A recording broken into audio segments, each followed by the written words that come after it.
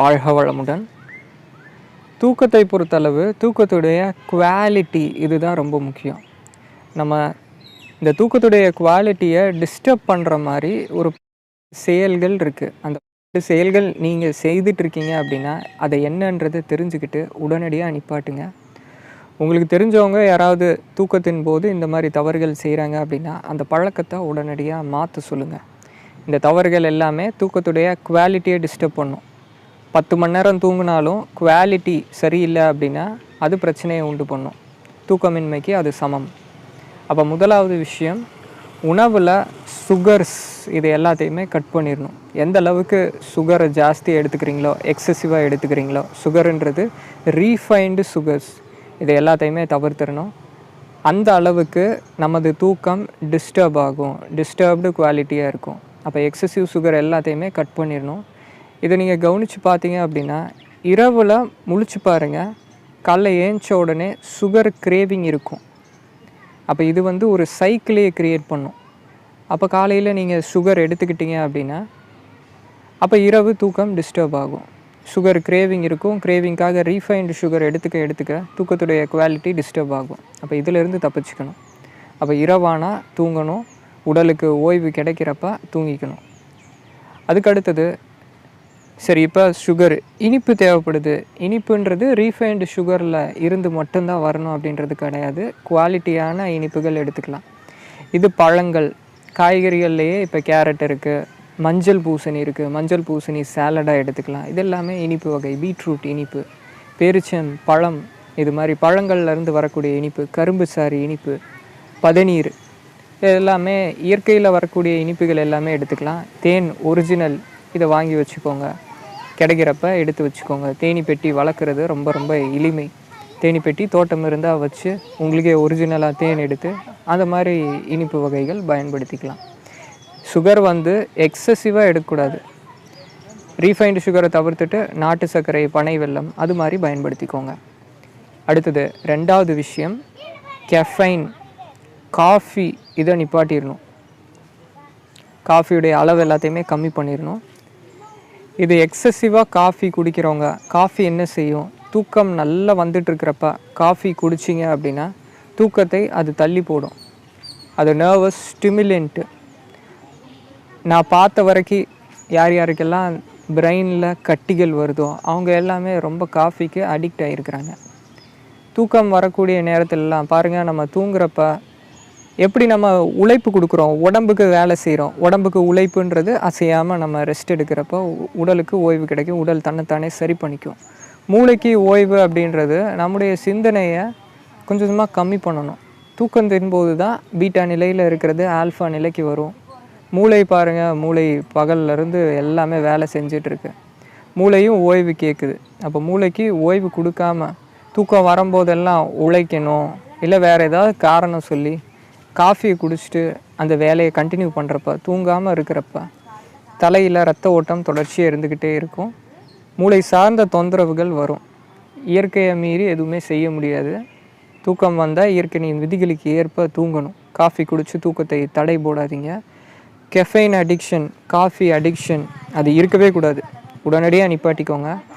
அரை கப்பாக நீங்கள் கொஞ்சமாக குறைச்சி முழுமையாக நிப்பாட்டிக்கலாம். மன உறுதி இருந்தால் இப்போயிலேருந்தே காஃபியை விட்டுடலாம். அதுக்கு பதிலாக மூலிகை தேநீர் அதை எடுத்துக்கோங்க.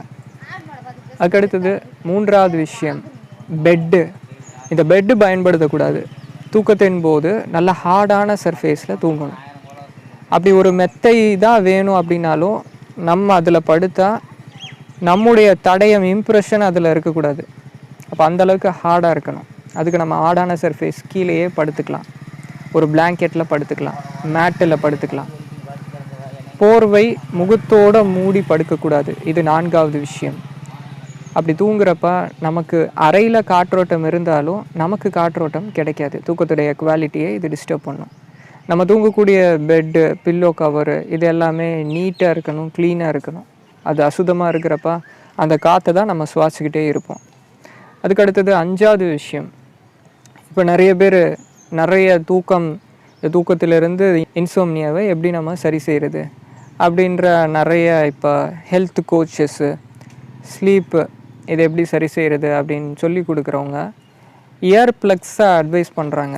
இயர் ப்ளக்ஸு கூடாது. இயர் ப்ளக்ஸ் போட்டிருக்கிறப்ப வெளியே இருக்கிற நாய்ஸஸ் நம்மளை டிஸ்டர்ப் பண்ணாது, இயர் ப்ளக்ஸ் பயன்படுத்துங்க அப்படின்னு சொல்கிறாங்க. பாருங்கள், நமது பாரம்பரிய அறிவு இதெல்லாமே வேறு, இப்போ படித்து தெரிஞ்சுக்கிறது எல்லாம் வேறு. நம்ம உடம்புல எங்கெங்கெல்லாம் துவாரங்கள் இருக்கோ, ஓட்டை இருக்கோ, அங்கே எல்லாத்துலேயும் இருந்து வெப்பம் வெளியேறும், கழிவுகள் வெளியேறும். அப்போ அப்படி இருக்கிறப்ப பாருங்கள், கண்ணிலேருந்து கண்ணீர் வரும், மூக்கு வழியாக காற்று வெளியே வருது. ஏன்? தோல் இருக்குது, தோலில் இருக்கக்கூடிய அந்த மில்லியன் கணக்கில் இருக்கக்கூடிய சிறிதளவு ஏரியாவில் இருக்கக்கூடிய துவாரங்களில் இருந்து வெப்பமானது வெளியேறுது, வேர்வையானது வெளியேறுது. அப்படி இருக்கிறப்ப நமது காது, இந்த காற்றின் வழியாக காற்று வெளியேறும், வெப்பம் வெளியேறும். அதை அடைச்சி வைக்கிறப்ப, இரவு முழுக்க அதை அடைச்சி வைக்கிறப்ப வெப்பம் அதிகரிக்கும். ட்ரிபிள் வார்மரில் நம்ம தலைக்கு மேலே இருக்கக்கூடிய அப்பர் வார்மர் இது எல்லாமே பாதிக்கப்படும். அப்போ அதனால பிரச்சனை உண்டாகும். ஏர் ப்ளக்ஸு கூடாது. அதுக்கடுத்தது, தூங்குகிற அறையில் நைட் லேம்ப்பு இல்லை அழகழகாக போட்டு வெளிச்சம் இருக்கக்கூடாது. வெளிச்சம் தவிர்த்து இருட்டில் தூங்கணும். இருட்டில் தூங்குறப்ப தான் தூக்கத்துடைய சுரபி நல்லா வேலை செய்யும், பீனியல் கிளாண்டு ஹெல்த்தியாக இருக்கும். அதுக்கடுத்தது அக்குஸ்பேஸ் ரெக்கவரி டைம். அக்குஸ்பேஸ் ரெக்கவரி டைம் அப்படின்னா, இந்த நேரம் கண்டிப்பாக நம்ம தூக்கத்தில் இருக்கணும். எந்த வேலை இருந்தாலும் சரி, எக்ஸாமுக்கு படிக்கணும், இல்லை எந்த காரணம் இருந்தாலும் 11 to 3 இது நமது கல்லீரல், பித்தப்பை, ஆகாயம், இந்த உறுப்புகள் வேலை செய்யக்கூடிய நேரம். இதெல்லாமே ட்ரெடிஷ்னல் சைனீஸ் அக்குபஞ்சரில் கொடுக்கக்கூடிய பாடங்கள், பாரம்பரிய அறிவு இது. நீங்கள் இரவு தூங்கி பாருங்கள். இரவு ஒரு 9:30 மணி படுத்தா 11 மணி ஆழ்ந்த தூக்கத்தில் இருப்போம். 9:30 மணிக்கு ஒருத்தர் படுக்கிறாரு, இதே இன்னொருத்தர் ஒரு 2 மணிக்கு படுக்கிறாரு. அப்போ 2 பேர் ஒப்பிட்டு பார்க்குறப்ப, இந்த 9:30 மணிக்கு படுக்கிறவர் காலையில் விழிக்கிறப்ப அவர் 6 மணி நேரம் தூங்கி 6வது மணி நேரம் எந்திரிச்சாலும் புத்துணர்ச்சியோடு இருப்பார், எந்த தொந்தரவும் வராது. இதுவே இரவு விழிச்சிட்டு இருந்துட்டு இந்த அக்குஸ்பேஸ் ரெக்கவரி டைம் தடைபட்டு போய் அதுக்கப்புறம் தூங்குறவங்களுக்கு அந்த அளவுக்கு உடலில் வலிமை இருக்காது, தூக்கத்துடைய குவாலிட்டி டிஸ்டர்ப் ஆகும். அப்போ இந்த 11 to 3 கண்டிப்பாக தூங்கி இருக்கணும். சர்கேடியன் ரிதமை பாதுகாக்கணும். சர்கேடியன் ரிதம் அப்படின்னா, மனிதனாக இருக்கிறவங்க காலை நேரத்தில் உழைக்கணும், இரவு நேரத்தில் படுக்கணும். இரவு நேரத்தில் வேலை செஞ்சுட்டு காலை நேரத்தில் தூங்குறது அப்படின்றது உடலிற்கு உகந்தது கிடையாது, உடலுடைய ஃபிசியாலஜியையே மாற்றிடும். காலை நேரத்தில் முழுக்க செரட்டோனின் நம்ம உடலில் சுரக்கும். அதுக்கு அடுத்தது, சூரியன் மறைஞ்ச உடனேவே நீங்கள் வேலை செஞ்சாலும் சரி, செய்யலைனாலும் சரி, மெலட்டோனினாக கன்வெர்ட் ஆக ஆரம்பிச்சிடும். இது சன் சைக்கிளை பொறுத்து நம்மளுடைய உடல் இருக்குது. அப்போ இது இயற்கைக்கு ஏற்ப உடல்லையும் வேலை செய்து. காலை நேரத்தில் பார்த்தா மெட்டபாலிசம் ஸ்ட்ராங்காக இருக்கும், டைஜஷன் ஸ்ட்ராங்காக இருக்கும். இரவில் அதெல்லாமே வீக்காக இருக்கும். இரவுனா படுக்கிறதுக்கு தான். அப்போ இரவு எவ்வளோ சீக்கிரம் முடியுமோ அவ்வளோ சீக்கிரத்துக்கு தூங்கிடணும். அதுக்கடுத்தது ஸ்லீப்பு டெப்ட்டு. ஸ்லீப்பு டெப்ட் அப்படின்னா, இப்போ குழந்தைகள் இருக்குது, குழந்தை பிறந்திருக்குது, இப்போ பிறந்த குழந்தைய பார்த்துக்கணும் அப்படின்றப்ப தூக்கத்தை நிறைய சாக்ரிஃபைஸ் பண்ண வேண்டியது இருக்கும். அப்போ தூக்கத்தை சாக்ரிஃபைஸ் பண்ணுறப்ப அந்த அம்மாக்கள் என்ன பண்ணும் அப்படின்னா, கண்டிப்பாக குழந்தை இரவில் தூங்குறப்ப பார்த்துக்கிற மாதிரி இருக்கும். பகல் நேரத்தில் குழந்தை தூங்கும் பாருங்கள், அப்போ எல்லாமே தூங்கி அந்த ஸ்லீப்புடைய அந்த எண்ணிக்கை, அந்த டெப்த்தை சரி பண்ணிக்கணும். அப்போ இப்படி தான் தூங்க முடியும். இந்த அட்வைஸாக ஃபாலோ பண்ணுங்கள். தூக்கம் இல்லாமல் வரக்கூடிய பிரச்சனைகள் வராது. சரியாக தூங்கி எந்திரிச்சாலே முடி கொட்டுறது, கண் சம்மந்தப்பட்ட பிரச்சனை, மூளை தான் உடலையே கட்டுப்படுத்துறது, பல பிரச்சனைகள் தவிர்க்கப்படும். அதுக்கடுத்தது, ஆண்கள் தூங்குறப்ப காலை பின்னி தூங்கக்கூடாது. காலை பின்னி தூங்குறப்ப பாருங்கள், நமது ஆண் உறுப்பு இருக்குது, அதில் ஸ்க்ராட்டம் இருக்குது. இந்த ஸ்க்ராட்டத்திலேருந்து தான் டெஸ்டோஸ்டிரான் ப்ரொடியூஸ் ஆகும்.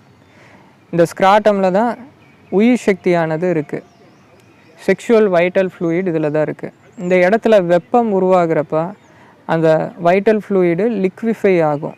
லிக்விஃபை ஆகிறப்ப, வெப்பம் கூடுறப்ப தான் நைட் ஃபால் நடக்கும். இந்த நைட் ஃபாலுக்கு பேர் சித்த மருத்துவர்கள் சொல்கிறது வெள்ளை அப்படின்றது. பாரம்பரிய வைத்தியர்கள் என்ன சொல்லுவாங்கன்னா, இந்த வெள்ளை பிரச்சனை இருக்கவே கூடாது. ஆண்களாக இருந்தாலும் சரி, பெண்களாக இருந்தாலும் சரி. பெண்களுக்கு வெள்ளைப்படுதல் வரும், உடல் தேரவே தேராது, வீக் ஆகிட்டே போகும். ஆண்களுக்குமே இது மாதிரி அந்த இடத்துல சூடு உருவாகிறப்ப அந்த இடத்துல வெள்ளை உண்டாகும். அப்படின்னா நைட் ஃபால் ஆகும். இந்த நைட் ஃபாலை தவிர்க்கணும் அப்படின்னா காலை பின்னி படுத்துக்கூடாது. சரி, இப்போ இந்த தவறுகள் நீங்கள் செய்துட்டு இருந்தீங்க அப்படின்னா அதை சரி செஞ்சுக்கோங்க. இன்னொன்று முக்கியமானது, குப்புற படுத்து தூங்கக்கூடாது. படுக்க போகிறப்ப குப்புற படுத்துக்கூடாது. அப்படி குழந்தைகளை பழக்கமாக்காதீங்க. என்ன செய்வாங்க அப்படின்னா, படுத்துக்கிறப்ப செல்ஃபோனை பார்த்துட்டே இல்லை புக்கு ரீட் பண்ணிகிட்டே குப்புற படுத்திருப்பாங்க. அப்படியே குப்புற படுத்து தூங்கிடுவாங்க. அந்த பழக்கத்தை ஏற்படுத்தக்கூடாது. அது முதுகுக்கு சரியான ஹெல்தியான ஒரு ஹேபிட் கிடையாது. அதுக்கடுத்தது, இரவு உணவு எவ்வளவு சீக்கிரம் முடியுமோ அவ்வளோ சீக்கிரம் முடிச்சிடணும். இரவு உணவுன்றது தூங்குறதுக்கு ஒரு 3 மணி நேரம் 4 மணி நேரத்துக்கு முன்னாடியே முடிச்சிடணும். அதுபோல் பார்த்துக்கோங்க. நன்றிங்க. வாழ்க வளமுடன்.